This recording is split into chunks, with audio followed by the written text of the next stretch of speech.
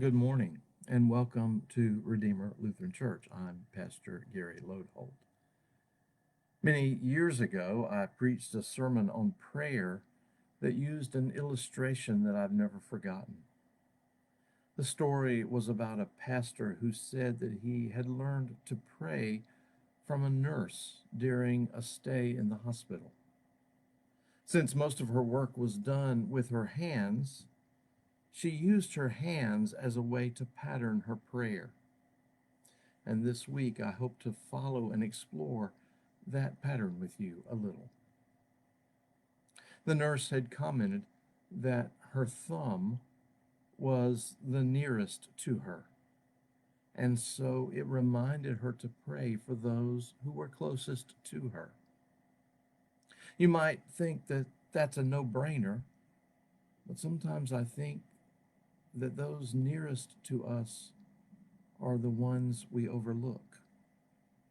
We might pray for lots of things, but never remember to regularly pray for our children, for example.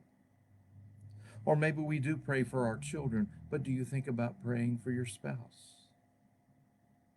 We may overlook praying for our parents, or we might overlook praying for our friends. These types of prayers can be prayers of thanksgiving for them, or speak to certain worries we may have, or even simply be prayers for God to strengthen them in life or in faith.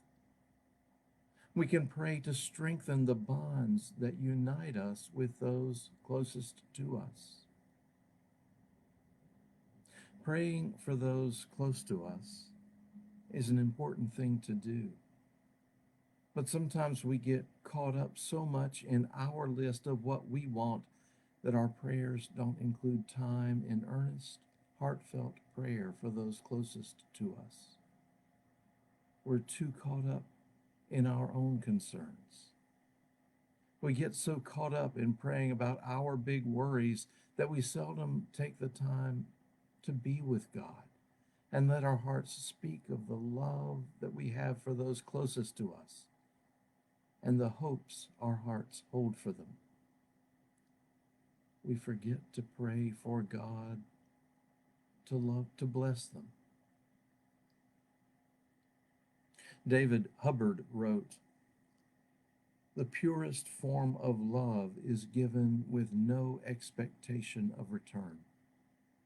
Measured by this standard, earnest prayer for others is a magnificent act of love." Thanks for watching, and remember to let this day belong to God.